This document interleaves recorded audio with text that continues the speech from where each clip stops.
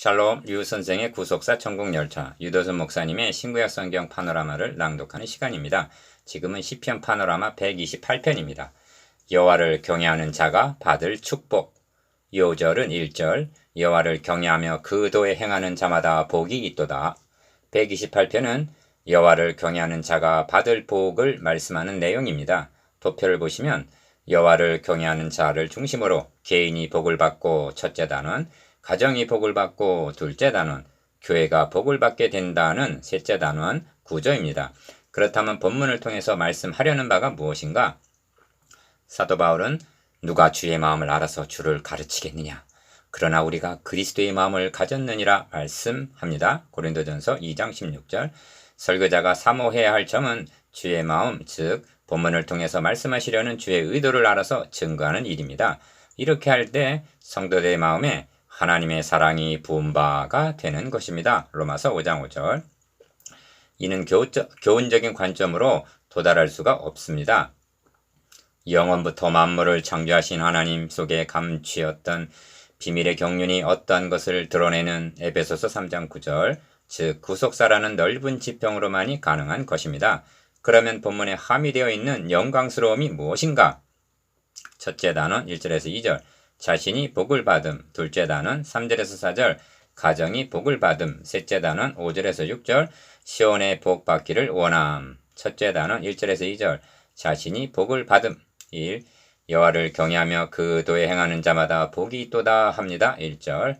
기억 127편에서는 헛되며 헛되도다 하고 3번이나 말씀했는데 이와는 반대로 128편에서는 복되고 복을 얻으리로다 하고 복을 5번이나 말씀합니다. 여호와 경외를 떠난 모든 일이 헛되고 여호와를 경외하며 그 도에 행하는 자는 복이 있도다 하는 것입니다. 이처럼 본문은 여호와를 경외하는 나라는 개인으로부터 시작을 합니다. 그래서 첫째 단원의 인칭이 너로 되어 있습니다. 니은 너가 너의 손이 수고한대로 먹을 것이라 하십니다. 2절 상반절. 내가 모여서 가정을 이루고 교회 공동체가 형성이 되고 하나님 나라로 확장이 되는 것입니다. 이는 창조 원리와도 부합합니다. 하나님께서는 최초에 한 사람을 창조하셨고 그에게 배필을 짝지어 주심으로 가정을 이루게 하셨으며 생육하고 번성하라 하심으로 민족을 이루게 되고 우주적인 하나님의 나라를 이루시게 하셨던 것입니다. 요셉의 꿈을 통해서 계시된 가정은 아버지는 해로, 어머니는 달로, 자식들은 밤하늘의 별들로 창세기 37장 9절 상징되어 있습니다. 이는 천지만물을 창조하신 창조 원리나 에덴에 세우신 최초의 가정도 궁극적으로는 하나님께서 이루실 구원 계획을 예표하고 있음을 깨닫게 됩니다. 디귿 너가 너의 손이 수고한 대로 먹을 것이라 너가 복되고 형통하리로다 합니다. 2절. 성경에 있어서 문맥은 생명줄이라 할 만큼 중요합니다. 하나님의 주권을 강조하는 127편 2절에서는 너희가 일찍 일어나고 늦게 누우며 수고의 떡을 먹음이 헛되도다. 즉 아무리 애를 써야 헛되다 말씀했는데 인간의 책임을 강조하는 128편에서는 너의 손이 수고한 대로 먹을 것이라 합니다. 그러므로 너가 복되고 형통하리로다 한 복은 불로소득을 가리키는 것이 아닙니다. 재난에 걸리지 않고 수고한 만큼 거둔다면 이것이 정당한 복인 것입니다. 첫째 단원을 마치기 전에 128편이 한 사람으로부터 시작하고 있다는 자신의 정체성에 대한 각성과 공동체의 일원이라는 책임의 중요성을 명심해야만 하겠습니다. 둘째 단원 3절에서 4절, 가정이 복을 받음. 2. 너의 집 내실에 있는 너희 아내는 결실한 포도나무 같으며 너의 상에 둘린 자식은 어린 감람나무 같으리로다 합니다. 3절. 기억, 여기 아름다운 한 가정의 모습이 있습니다. 근면한 남편이 있고 가사에 충실한 아내가 있습니다. 그들 부부 사이에서 태어난 어린이들은 어린 감람나무, 즉 예쁘고 건강하게 자라고 있습니다. 3절 말씀으로 미루어 볼 때 본문의 나라는 사람은 툭칠난 사람이 아니라 포도나 감람나무를 재배하고 있는 농부로 여겨집니다. 힘든 농사에 종사하면서도 불평하거나 불만이 있는 그런 모습이 아니라 수고한 만큼 거두기를 바라는 자족하는 사람의 모습입니다. 니은 그는 하루의 일과를 마치고 집으로 돌아와 가족들과 식탁에 둘러앉아 감사기도를 드리는 장면이 묘사되어 있습니다. 이를 보시면서 가 너희 아내는 결실한 포도나무 같으며 하십니다. 나 그리고 너희 상에 둘린 자식은 어린 감람나무 같으리로다 하고 축복합니다. 한 폭의 그림인 양 여호와를 경외하며 그 도에 행하는 1절 그리스도인의 행복한 한 가정을 대하게 됩니다. 그러나 이것으로 족한 것은 아닙니다. 왜냐하면 성경은 문제에 대한 답안으로 주어진 것이요 그 답안은 교훈으로는 해결이 되지 않는 신학적인 문제이기 때문입니다. 그러므로 본문은 가정이라는 주제에서 하나님 나라라는 대주제로 더 나아가고 있는 것입니다. 이 점이 여호와께서 시온에서 너에게 복을 주실지어다 하는 5절 결론 부분에 나타납니다.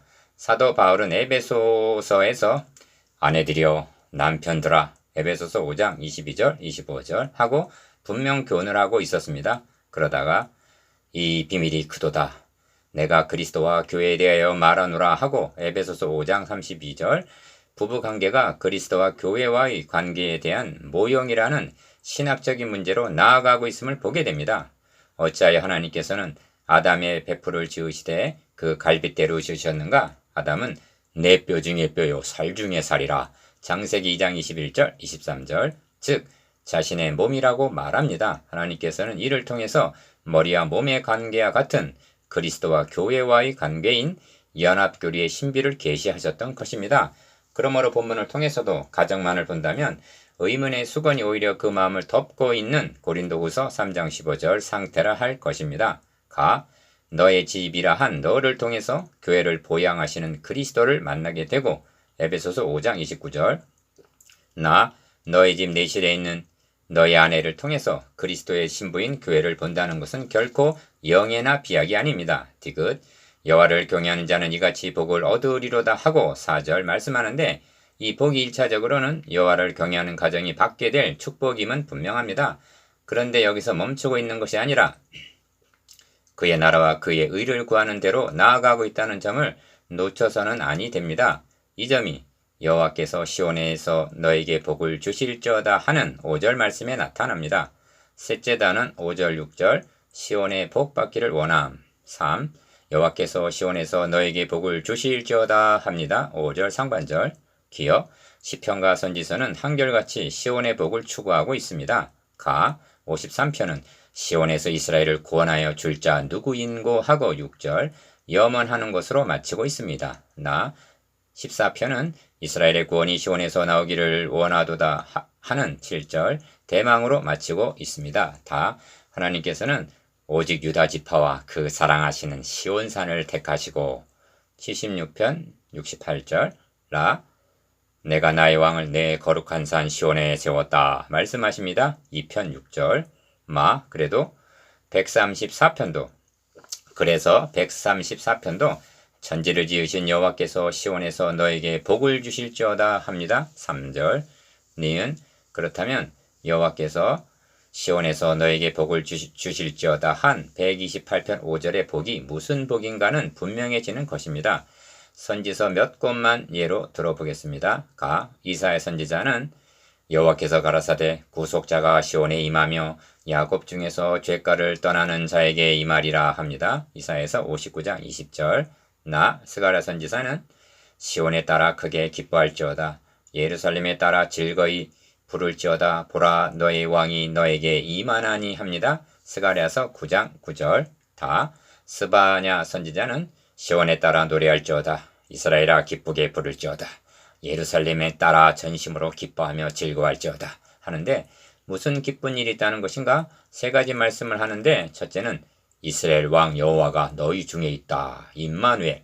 둘째는 너의 형벌을 제하였다. 셋째는 너의 원수를 쫓아내었다. 스바냐서 3장 14절 15절 그래서 기뻐하고 즐거워하라는 말씀입니다. 이것이 시온의 복인 것입니다. 디귿 이런 맥락에서 너는 평생에 예루살렘의 복을 보며 너의 자식을 볼지어다 한 5절 하반절에서 6절 상반절 그러한 축복은 한 가정의 번영을 넘어 교회의 영광스러움과 궁극적으로는 하나님께서 아브라함에게 너의 자손이 하늘의 별과 같으리라 하신 메시아 왕국에 대한 비전인 것입니다. 4. 128편은 이스라엘에게 평강이 있을지로다 하는 6절 하반절 말씀으로 마치고 있습니다. 기억 앞에서도 지적을 했습니다만 평강은 홀로 주어지는 것이 아니라 여기에는 짝이 있는데 그것이 은혜입니다. 은혜가 임하는 곳에 비로소 평강이 있는 것입니다. 이 은혜가 시온에서 너에게 복을 주실지어다 한 시온의 복인 것입니다. 만일 은혜 없는 평강을 말한다면 그 사람은 그리스도의 십자가를 헛된 것으로 만드는 것입니다. 그래서 사도 바울은 서신서마다 은혜와 평강이 너에게 있을지어다 하고 축복하고 있는 것입니다. 니은 128편은 개인 1절 2절에서 가정 3절에서 4절로 가정에서의 교회 5절 6절 즉 하나님 나라로 확정되어 나아가는데 아름다움과 영광스러움이 있는 것입니다. 이것이 여호와를 경외하는 자가 받을 축복입니다. 적용 신약의 성도들은 시온의 복이 성취된 이유를 살아가고 있습니다. 여러분 예배를 드리는 그리스도인들이란 주님께서 베풀어 주신 신탁에 둘러앉은 자식들과 같고 교회의 상징인 안에는 내실에 있다고 말씀하는데 이는 성별됨을 가리킵니다. 그리고 시온의 복은 보라 어린 양이 시온산에 섰고 그와 함께 14만 4천이 섰는데 하는 계시록 14장 1절 그 날에야 완성이 될 것입니다.